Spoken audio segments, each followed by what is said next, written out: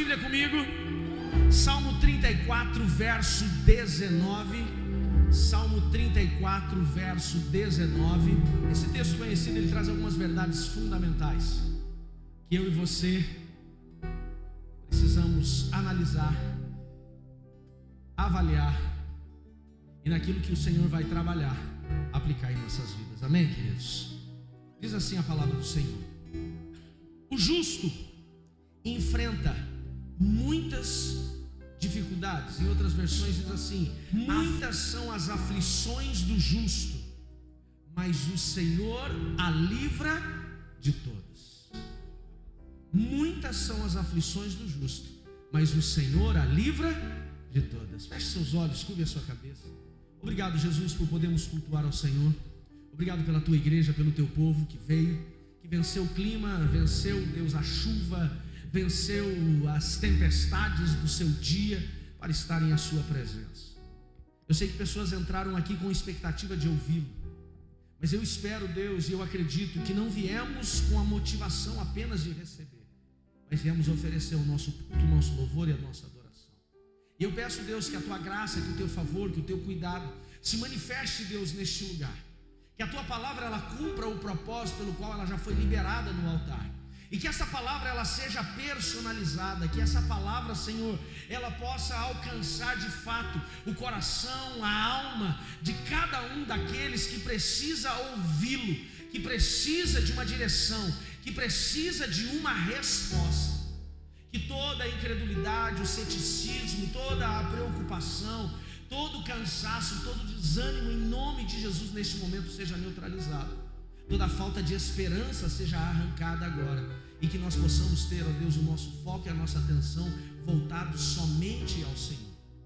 Deus, eu creio que essa palavra, da forma que o Senhor liberou ela ao meu coração, ela tem hoje um propósito específico para pessoas que entraram aqui, onde o Senhor as trouxe para sentar com elas e falar diretamente ao seu coração. Então que essa palavra ela seja personalizada, e que a pessoa que veio para ouvi-la, que ela possa, Senhor, se deleitar das direções, do cuidado do Senhor e glorificá-lo pela forma que o Senhor irá ministrá-lo. É a minha oração em nome de Jesus. E quem concorda, diga. Esse texto que lemos é um texto muito conhecido. Ele diz que o justo enfrenta muitas aflições. Muitas, muito obrigado, pastor Lê. Muitas são as aflições do justo. Você já viu muito esse texto. Já, né, com certeza já deve ter lido, muitas vezes talvez ministrado, fez devocionais nele. E ele traz, né, divide esse texto, ele é dividido em duas partes. A primeira de uma verdade, uma realidade nossa, que ele diz muitas são as aflições. E se eu perguntar aqui, quem aqui não enfrentou dias difíceis, dias desconfortáveis, dificuldades, né, nas últimas semanas, nos últimos meses, eu tenho certeza que todas as mãos irão se levantar, porque enfrentamos dias difíceis, verdade ou não, gente? Alguns dentro de casa, outros fora, outros no trabalho, outros na vida financeira, outros na saúde, outros nas suas emoções. Isso fala de aflições. E um outro ponto, a segunda verdade do texto, é aquela que algumas pessoas têm dificuldade de compreender. Ele diz: mas o Senhor a livra de todas elas. Você pode dar uma glória a Deus por isso? A primeira é muito presente, a gente não precisa discutir, a gente não precisa esforçar muito para compreendê-la, ela é presente. E a segunda, Carol, me chama a atenção, que é aquilo que Deus declara, e às vezes algumas pessoas têm dificuldades. Porém eu quero dar um pouco de atenção na primeira parte desse texto. Muitas são as aflições. Se nós pegarmos o que Jesus diz lá no Evangelho, do que a Bíblia diz lá no Novo Testamento, ele diz que no mundo tereis aflições, mas tende bom ânimo, eu venci o mundo. Você pode dar glória a Deus por isso? Ele também vem falar de aflições, então o Velho e o Novo Testamento eles vão linkar sobre aflições. Porém, o Salmo 34, Xavier, ele me traz uma realidade que é aplicada na vida de cada pessoa que está aqui.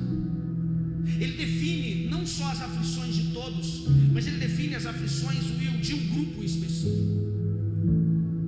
Ele diz: muitas são as aflições, ou seja, muitos são os dias complicados, muitas são as situações desconfortáveis. insuportáveis, muitas são as dores de quem? Ele diz, do justo.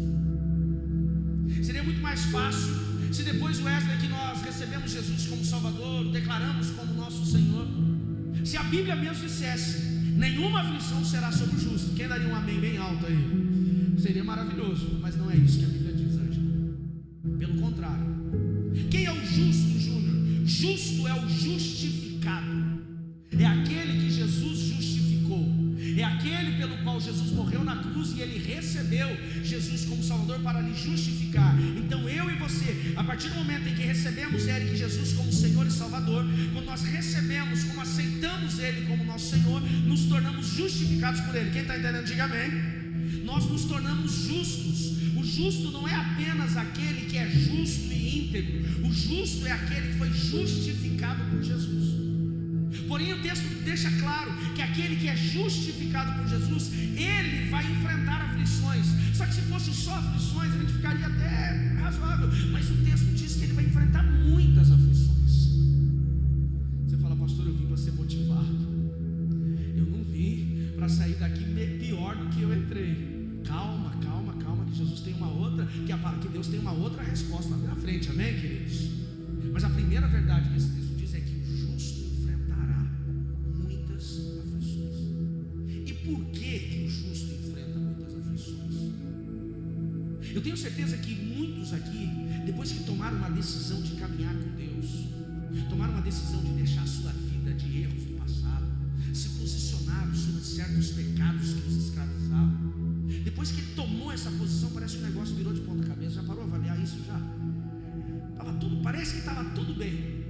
Estava tudo bem. Você estava na vida errada, estava na imoralidade, estava na mentira, estava no engano, estava na falta de dignidade, estava tudo bem. A partir do momento que você falou: vou tomar uma posição na minha vida, virou de ponta cabeça. Você conhece alguém que já passou por isso? Esse alguém pode ser até você. Conhece isso? Fala assim: mas por quê? Esse texto responde.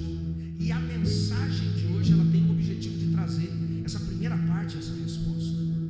Por que o próprio Deus, através da boca do salmista, deixa claro que o justo enfrenta muitas aflições, Alain? A primeira coisa que nós precisamos entender é porque quando tomamos uma posição em Cristo, em ser justificados, em viver como justos diante do Senhor, nós começamos a andar na contramão de um sistema.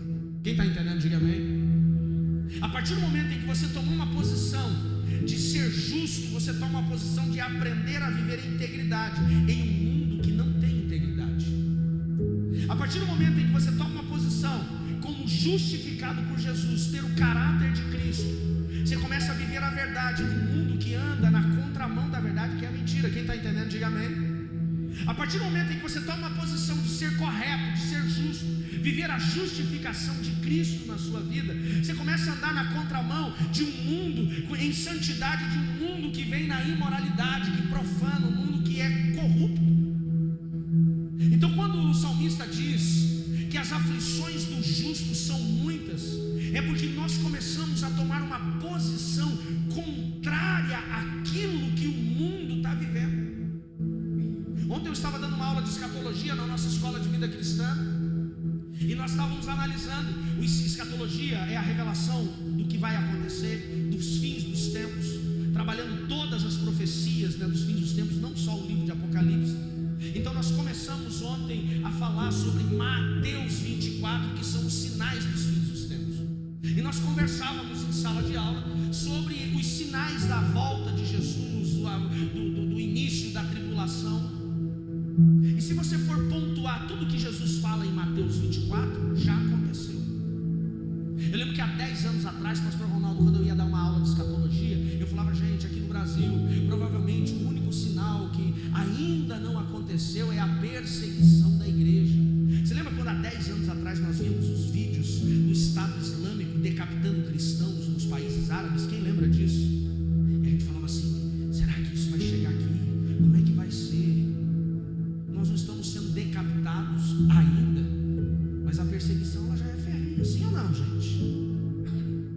O que falar de uma eleição que teve agora para conselheiros tutelares, onde 70% das vagas foram constituídas por cristãos, e o povo agora quer cancelar uma eleição democrática?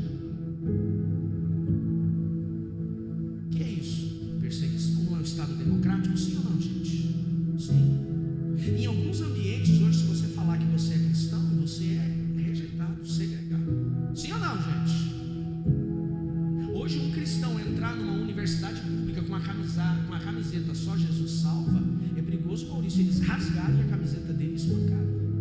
Isso chama-se a perseguição. A igreja está sendo perseguida, a igreja de Cristo sendo perseguida constantemente. Somos chamados em algumas áreas do que? De fundamentalistas. Essa é a aflição que o justo está enfrentando. E por que nós estamos enfrentando essa aflição? Porque o mundo, o sistema, o mundo que eu digo não é só lá fora, o sistema pecaminoso lá fora, ele vem contra aquilo que a palavra de Deus, que a verdade de Deus, ela aplica em nossas vidas. E o que está acontecendo, Alain? Está chegando um momento onde a igreja, ou parte dela, ela está se corrompendo e se entregando. E aí que nós começamos a ver alguns pastores dizendo que a Bíblia tem que ser atualizada, ela tem que ser reescrita. Por quê? Porque eles não querem ser confrontados pelos seus erros e os seus pecados. Eles não querem tomar uma posição. Quem está me entendendo, diga amém. Então quando o salmista diz que o justo viverá muitas aflições, é porque nós estamos andando exatamente contra aquilo que o mundo está tentando determinar como novos valores familiares, como novos valores dentro do casamento, tentando trazer novos valores no relacionamento de paternidade e maternidade. Eu fui contar como nos posicionamos com o que é correto. Esse sistema vai se posicionar com o incorreto, tentando definir isso como novos valores, como novos princípios. E não se assustem, porque cada dia mais isso vai estar dentro da igreja. E a igreja, não estou falando uma questão religiosa, estou falando da igreja, a noiva de Cristo. Quem está me entendendo, diga amém. Então sabe o que é, Edna, que nós estamos enfrentando situações de aflições, de angústia, de dias difíceis, porque nós temos que todos os dias lutar de uma forma correta contra aquilo que é incorreto, de uma forma íntegra com aquilo que falta integridade. Então a verdade com aquilo que é a mentira. Nós temos que lutar com a moralidade contra aquilo que é imoral. Quem está me entendendo, diga amém. Não é uma questão de religiosidade, gente. Há 20, 30 anos atrás, a igreja ela era chacota por causa do tamanho da saia e do cabelo que não era cortado. É verdade ou não é? A igreja era chacota por conta disso. Hoje nós somos chacota por quê? Porque nós não mentimos. Hoje o servo de Deus, o cristão, ele se torna chacota porque ele não trai. E é por isso que nós estamos enfrentando. Porém, o que o salmista diz? O justo enfrentará muitas aflições, mas o Senhor as livrará de todas.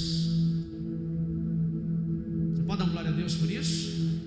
E pastor, como é que Deus me livra de todas as aflições? A primeira coisa, a principal forma de você viver esse livramento das aflições é quando você conhece a palavra e aplica a palavra na sua vida. Você quer vencer as aflições no seu casamento? Aplique a verdade da palavra, os princípios da verdade da palavra de Deus no seu casamento. Você vai vencer as aflições. Você quer vencer as aflições financeiras? Aplique, conheça a verdade e aplique a verdade na sua vida financeira. Avalie todas as situações desconfortáveis que você está enfrentando, todas as situações de perda, de dor que você está enfrentando. Eu posso dizer que no mínimo 90% delas foi porque em algum momento um princípio foi quebrado, um erro foi cometido por mim ou por você. Quem entende, diga amém. Como é que eu mudo isso? Quando eu aplico o princípio. Você pode escolher o que você vai fazer, o que você não pode escolher é o resultado que isso vai trazer para a sua vida. Você pode escolher as decisões que você vai tomar agora. Você pode escolher o que você vai acessar, o que você vai receber no seu celular. Você pode escolher o que você vai falar. Você pode escolher como você vai tratar sua esposa, seu esposo, seus filhos. Você pode escolher onde você vai colocar o seu dinheiro. Essa é uma escolha tua. Paulo diz: tudo me é lícito. Ele diz: mas nem tudo me convém. Por que não convém? Porque eu tenho que entender qual é o resultado disso na minha vida. Um homem pode ter o celular dele encalacrado de imoralidade com 35 senhas para ninguém ter o acesso. A esposa não saber o que ele tem aqui no celular não livra ele dos ataques e das aflições que o inferno gera na vida dele, porque isso daqui está aqui. Você pode fazer, uma pessoa pode, você não, porque não vai ser com você, diga amém. Mas a pessoa pode fazer a falcatrua mais bem feita na empresa. Ele pode desenvolver um processo de corrupção mais elaborado na empresa onde ele trabalha, onde ninguém vai descobrir, aparentemente, onde o negócio está bem organizado, bem amarrado, bem feito, ele pode fazer. Agora, ele não pode escolher qual é o resultado financeiro pessoal que ele vai ter pelo princípio que ele está quebrando. Quem está entendendo, diga amém. São escolhas. Então a primeira coisa é entender o princípio, conhecer a palavra e aplicar na minha vida. Segundo ponto, para que eu possa viver aquilo que o texto declara, o Senhor as livra de todas elas. Primeiro, Deus vai livrar através da palavra. Segundo, Deus vai livrar através daquilo que eu apliquei na palavra na minha vida e deixei. E aqui eu não vou ter tempo de falar, até por conta do horário, mas eu vou pincelar. Existem 3 tempos da nossa vida que geram aflições. 3 tempos. Muitas pessoas que eu aconselho, Rafael, estão vivendo aflições hoje por conta do passado que estão aprisionados. Outras pessoas estão vivendo aflição por conta do presente que eles estão sobrecarregados. E outras estão sendo afligidas por conta do futuro que elas ainda não viveram, mas estão ansiosas. A depressão, o estresse e a ansiedade. Não vou ter tempo de entrar nos 3 pontos que eu queria trabalhar com vocês, mas eu vou trabalhar um com bastante atenção. Os outros eu só vou pincelar. Hoje existem pessoas que elas estão sobrecarregadas fisicamente, exaustas, com seus organismos estourando, explodindo. Por quê? Porque elas estão assumindo mais responsabilidade do que elas podem. Isso chama-se estresse. Quer um exemplo disso? Moá. Eu tenho vivido ciclos onde o meu organismo começa a dar pane. Eu vivo ciclos onde meus batimentos cardíacos sobem, minha pressão altera, o organismo trava. E quando isso começa a acontecer, o que eu estou entendendo, o que eu estou fazendo? Além do que eu poderia, indo além. Por quê? Aflição. Mas ele disse entregar mais do que a gente pode. Quem está me entendendo, diga amém. Estou usando o meu exemplo. Foi aí que eu puxei o freio de mão. Às vezes nós nos tornamos reféns das situações, nos tornamos reféns das pessoas. Queremos, é claro, quantas mulheres hoje estão aflitas porque ela está sobrecarregada com tantas coisas que ela assumiu, responsabilidade, e ela não está suportando. Ela carrega a família nas costas, o casamento nas costas, a vida profissional nas costas, a vida acadêmica nas costas. E algumas ela ainda tem aquela dificuldade. Ela fala para todo mundo: ninguém me ajuda, porque eu faço tudo sozinho nessa casa, eu já não aguento mais. Conhece alguém assim? Aí um dia o marido ele ouve tanto aquilo, ele diz assim: então deixa que eu vou lavar o banheiro. Ah não, o banheiro que você lava eu não gosto. Já viu isso? Já não? É aquela pessoa que ela está sobrecarregada e ela não consegue largar mais. Ela agarrou a bagagem, ela não consegue deixar. Ei, nem tudo precisa ser do seu jeito. Eu tenho aprendido isso na força. Às vezes o nosso perfeccionismo, que é uma forma de orgulho, está nos matando. Quem está me entendendo, diga amém. Uma outra forma que nós estamos sendo aflitos, eu falei que 2 eu vou só pincelar, é o futuro, a ansiedade.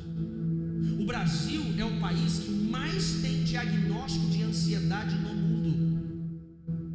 Segundo a OMS, 63% da população brasileira já teve ou está tendo um diagnóstico de ansiedade hoje. Diga misericórdia.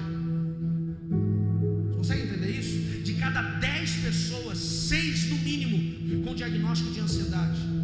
O Brasil é o país que mais vende ansiolítico no mundo, medicamento psicotrópico, mais vende no mundo. Passou os Estados Unidos. E eu não estou falando daquela ansiedade, daquela pessoa que ela fica ansiosa porque ela está em casa no final da noite, então ela come um docinho, depois ela come um salgadinho. Conhece ele assim? Dá vontade de comer um doce, ele come um doce, depois ele come um salgadinho. Ele vai vendo no final do dia, ele já engordou meio quilo só naquele belisco ali.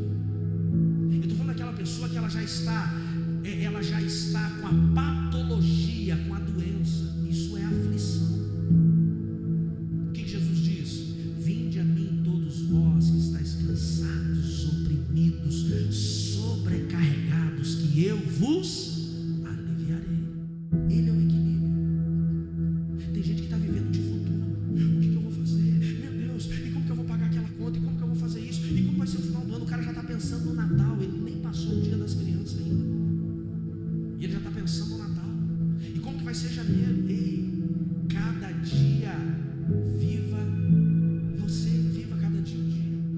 Não fique angustiado, não fique ansioso. Mas como serão os meus filhos? Mas como vai ser meu casamento? Como vai ser? Ei, tem muita gente adoecendo. Isso não é uma doença, uma patologia só de adultos. A OMS, nessa mesma pesquisa, diz que 25% dos nossos adolescentes brasileiros, diagnóstico de ansiedade, 20% de depressão. Mas quase a metade dos nossos adolescentes estão com doenças mentais. Mais da metade dos nossos adultos com doenças mentais. E eu estou falando daqueles que vão ao médico buscar diagnóstico. Aflições. Então a aflição, ela não é apenas uma condição do justo, que a Bíblia deixa claro. Existe uma carga de aflição que eu e você vamos enfrentar naturalmente por termos nos posicionado em Cristo. Quem está entendendo, diga amém. Essa é aquela que a Bíblia declara: teremos aflições. O problema é aquela, Solange, que não é para ser nossa e nós vamos atrás. Então aquela que Jesus, que Deus deixa claro para nós na Bíblia, essa ele diz: esse Deus livra. Agora o problema é aquela que nós adquirimos.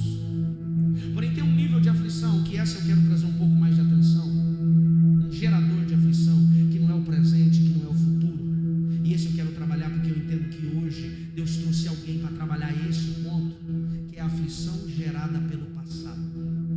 E para isso eu peço que você abra a sua Bíblia comigo no livro de 2 Samuel 6,16. Essa eu quero investir 15 minutos com você, 10 minutos, para a gente poder trabalhar. Uma das situações que mais tem gerado aflições na vida de muitas pessoas, inclusive dentro da igreja, é o quanto ele está preso no seu passado. 2 Samuel capítulo 6, verso 16, conta a história de uma princesa, digna de o final da história de uma princesa, digna de um conto de fada da Disney. Se eu não dissesse que essa história estava na Bíblia e contasse um pouco da história desta princesa, que casou com um herói de guerra, que ele se tornou um rei, você falaria assim: uau, que história linda. Mas a Bíblia diz que essa mulher morreu seca, literalmente. Por quê? Porque as aflições da vida dela, do passado dela, não permitiram que ela rompesse. Vamos ler a história. Diz assim, do 16 ao 23 nós vamos ler. Enquanto a arca do Senhor entrava na cidade de Davi, Mical, a filha de Davi, olhava pela janela. Olha para mim, deixa eu falar rapidamente o contexto. Davi, o segundo rei de Israel, assume o trono. E quando ele se posiciona como rei, né, quando ele é reconhecido como rei, ele define: eu não vou reinar sem Deus. Não tem como eu trazer o governo de Deus para o povo se Deus não estiver aqui. Então eu tenho que buscar a presença de Deus. O que representava a presença de Deus, Gabriel? A Arca da Aliança, que estava há décadas na casa de um homem chamado Abinadab. Desde o momento em que ela foi tirada de Ofni e Finés, os filhos de Eli, foi roubada pelos filisteus. Depois que eles tiveram a maldição, devolveram. Ficou na casa desse sacerdote Abinadab, esquecida, empoeirada. Samuel liderou Israel, nunca buscou a arca. Saul, o primeiro rei de Israel, governou Israel, nunca trouxe a arca. E Davi, o segundo rei agora, quando ele se posiciona, quando ele assume o trono, ele falou: não vou governar sem Deus, vou buscar a arca. Então a Bíblia diz que ele faz um carroção de boi, busca a arca, no meio do caminho a arca quase vira, Uzá encosta na arca e ele morre. Davi fala: o que eu fiz de errado? Deixa a arca na casa de um homem chamado Obed-edom. Estou só resumindo, quem não conhece a história vale muito a pena ler o capítulo 6 inteiro para você compreender. E ele vai para casa, vai para Jerusalém, entendeu o que ele estava fazendo de errado. Ele entende dentro das escrituras o princípio que estava errado. A arca não era para se carregar, Maurício, no carroção de boi, como os filisteus fizeram, era para ser no ombro do sacerdote, do levita. Então agora ele volta segunda vez para a arca, mas agora ele volta da forma correta, coloca a arca no ombro dos sacerdotes, dos levitas, e a Bíblia diz que ele vem adorando ao Senhor. Conta comigo, vai lá, eu vou dar em cada passo, você conta comigo.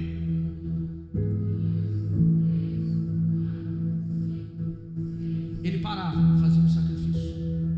E de novo, 1, 2, a cada 6 passos ele sacrificava. Ele adorou o Senhor, ele dançou diante da arca do caminho todo, demorou para chegar, porque não era perto de Jerusalém. E a Bíblia diz que ele veio celebrando. Por quê? Porque a arca representava a presença do próprio Deus.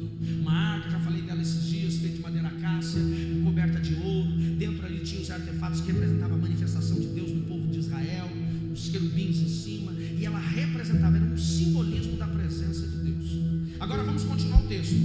Enquanto a arca do Senhor entrava na cidade, Mical, filha de Saul. Quem era Mical? A primeira esposa de Davi, aquela que ele ganhou como prêmio por ter matado Golias, a filha de Saul, a princesa que inclusive legitimava o seu trono. Deus, na verdade, legitimava, mas perante o povo de Israel tinha essa visão. Quando ela viu o rei Davi saltando e dançando diante do Senhor, encheu-se de desprezo por ele. Ela desprezou o rei, que trazia a presença de Deus e adorava a Deus. Ela desprezou.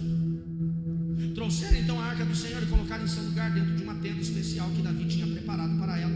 E Davi ofereceu ao Senhor holocaustos, ofertas de paz. Depois que terminou de oferecer os sacrifícios, abençoou o povo em nome do Senhor dos Exércitos. Para cada homem e mulher israelita na multidão, ele deu um pão, um bolo de tâmaros, um bolo de passas. Então todos voltaram para casa. Quando Davi voltou para casa a fim de abençoar sua família, Mical, aquela que o desprezou, filha de Saul, saiu ao encontro dele e disse: como o rei de Israel se mostrou digno de honra hoje, exibindo-se sem qualquer vergonha diante das servas como um homem vulgar. Ela afirmou: você não tem vergonha na cara, não? Linguagem de hoje. Olha o jeito que você se portava, dançando quase despido na frente das escravas, das servas. Que tipo de rei você é? O que ela fez? Humilhou, murmurou contra o seu marido e rei. Davi então respondeu a Mical: eu dançava diante do Senhor, que me escolheu em lugar do seu pai e de toda a sua família. Ele me nomeou líder de Israel, o povo do Senhor. Por isso continuarei a celebrar diante dele. Qual foi a resposta de Davi? A mais ríspida possível. Ela chama ele de vadio. É isso que ela fala na versão hebraica, ela chama ele de vadio. Parece um vadio dançando na frente das escravas. Ele diz: mas foi esse vadio que ele escolheu, a não ser teu pai e os teus irmãos. Cadê tua família? Deu logo na lata. Sabe aquele negócio, quem fala o que quer ouve? É mais ou menos isso. E ele diz: estou disposto a tornar ainda mais desprezível, até mesmo humilhando aos meus próprios olhos. Mas as servas que você mencionou certamente me considerarão digno de honra. E eu quero chamar a sua atenção para o último verso. Ele diz: então a Mical, filha de Saul, não teve filhos até o final da sua vida. Deixa eu explicar o que acontece com essa mulher. Essa mulher é uma mulher que ela tinha tudo para ser um exemplo, uma referência bíblica. Mas a vida dela, em algum momento, se perdeu, e ela permitiu que as feridas que foram geradas na vida dela destruíssem a sua história. E a Bíblia diz que ela morreu. Uma mulher judia não ter filhos, ser estéril, era uma questão de maldição. Era um dos maiores pesos que existia. E a Bíblia diz: e ela morreu estéril, seca. Por que ela morreu seca? Por conta daquilo que ela não liberou na sua alma, das feridas que ela recebeu no seu passado, das dores que ela nunca se posicionou. Eu falei que existem situações que são geradas, aflições que são geradas só porque somos justos. Existem aflições, que são geradas porque nós estamos vivendo um presente descontrolados. Existem aflições que são geradas porque estamos focados no futuro.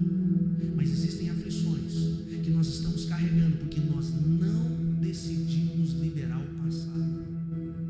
E a compreensão que eu tenho hoje aqui de pessoas que estão adoecidas na alma, pessoas que estão feridas, angustiadas, escravizadas, oprimidas. Por quê? Porque o seu passado está sobrecarregando as suas almas e elas não se posicionam. Deixa eu contar um pouquinho da história dessa mulher. A história dela, como eu falei, tinha tudo para ser uma história digna de Disney, se Disney fosse bênção. Filha de um rei, princesa, tinha tudo o que precisava, Davi. Mas a Bíblia diz que essa menina começou a sua vida, o seu sonho de casamento, como um prêmio de guerra. Davi matou Golias. Ele deveria receber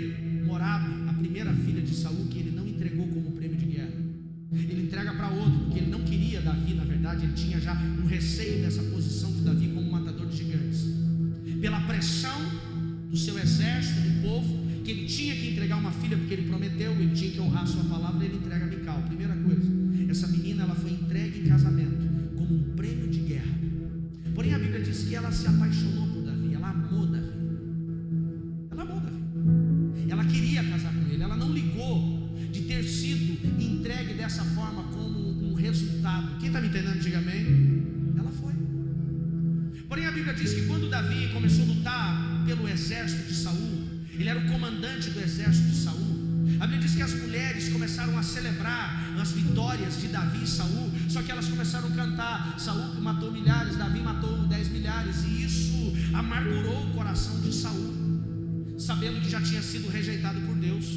E resumindo a história, Saul então decide matar Davi. Por quê? Porque Davi estava sendo honrado mais pelo povo do que ele. Deus estava promovendo. Então a Bíblia diz que Saul tenta matar Davi. Ele tenta estaquear Davi com lança 2 vezes, não conseguindo. Davi, ele é conduzido pela própria esposa, a filha do rei que tentava assassiná-lo, para fugir de casa. E quando Davi foge e vai para o deserto, depois para a caverna de Adulão, o que Saul faz? Ele pega a mulher dele e entrega para um outro homem, para poder deslegitimizar Davi no trono, para humilhar Davi. E essa mulher agora é obrigada a se casar uma segunda vez por uma direção do pai. Quem são as pessoas que mais nos ferem? Eu já devo ter falado isso pelo menos 1 milhão de vezes aqui. Não são os de fora, são os de dentro. Já falei isso. Quem vendeu José para o Egito? Os irmãos. Quem humilhava Davi? Os irmãos. Quem oprimiu Mical? O pai. Quem traiu Jesus? O discípulo. Ele vai encontrar sempre isso. E você não vai conseguir fugir disso. Mas nós ficamos indignados com situações. Como que isso aconteceu? Eu confiava tanto. Nossa, eu me entreguei tanto. Ei, são esses. Os que estão mais próximos. Infelizmente tem a probabilidade. A Bíblia diz que ela foi entregue para um outro homem, um outro soldado. E Davi começou a perseguir. Saul começou a perseguir Davi.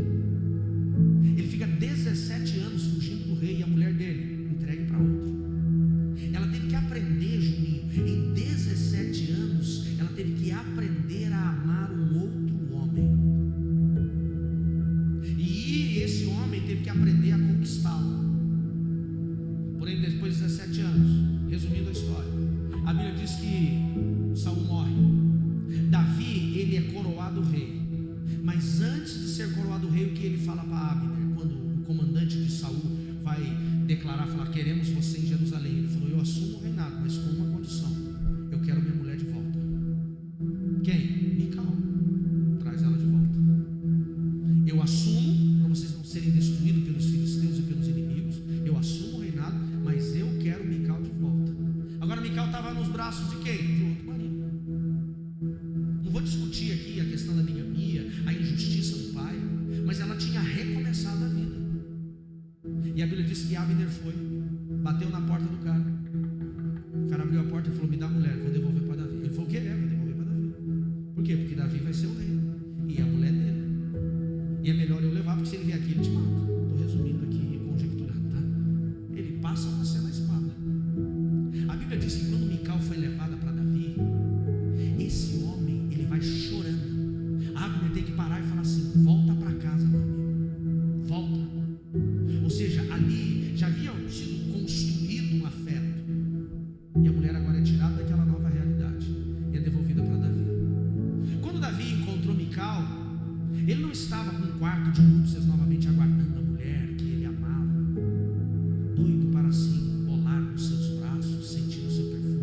Não. Sabe o que ele faz? Ele coloca ela numa torre, numa casa das suas mulheres, e nunca mais encosta nela. Por quê? Porque o outro homem tinha encostado. Mas por que ele tirou ela do cara? Porque ela legitimava o seu trono, que não era ela, era o Senhor, mas um orgulho ferido. Quem está me entendendo, diga amém. Agora que o pai morreu, que ela está livre das feridas, quem começa a oprimir? Quem deveria proteger? O marido. De novo, as pessoas que deveriam guardar. Quem está me entendendo, diga amém. Quando nós nós olhamos uma mulher amargurada. Como pode, Vanessa, uma pessoa tão amargurada responder dessa forma? Uma pessoa rejeitar um homem que dançava na presença de Deus, um rei que estava preocupado com a presença, com o governo de Deus sobre o povo. Nós olhamos a história sem entender muitas vezes o contexto dessa história. Sabe por que essa mulher estava amargurada? Porque ela estava presa nas feridas. Sabe por que essa mulher estava aflita? Porque ela estava presa nos seus traumas. Tem muita gente hoje que não consegue romper, porque ele continua olhando para o retrovisor da sua alma e olhando apenas o seu passado, olhando apenas as suas feridas. Entenda uma coisa: quando nós falamos de memória, memória só tem a ver com o passado. Memória, Everton, não tem a ver com o futuro e nem com o presente. Então seja seletivo com as suas memórias. O que o livro de Lamentações, no livro de Lamentações, no capítulo 3, se eu não me engano, verso 21, 3:21, ele diz: traga à sua memória aquilo que te traz esperança. O que você tem deixado visitar a sua memória? O que te traz angústia? O que te traz raiva? O que te traz dor? O que te traz tristeza? Se nós estamos vivendo, trazendo a nossa memória, não tem como a tua memória não te visitar de vez em quando. Não tem como nós não vivermos em algum momento o saudosismo. Não tem como nós não vivermos em algum momento as lembranças. Não tem como, nós vamos muitas vezes enfrentar situações como essa. A pergunta é: você tem deixado isso prosperar, florescer? Quem está me entendendo, diga amém. Você tem deixado isso florescer na sua alma? Jeremias fala nas Lamentações: traga à sua memória só o que te traz esperança. Põe a mão no seu peito e diga assim: eu tenho que ser seletivo nas minhas memórias. Seletivo. Tem coisas que você não pode permitir te ferir. Pastor, como é que eu faço? Esqueço. Não, cura.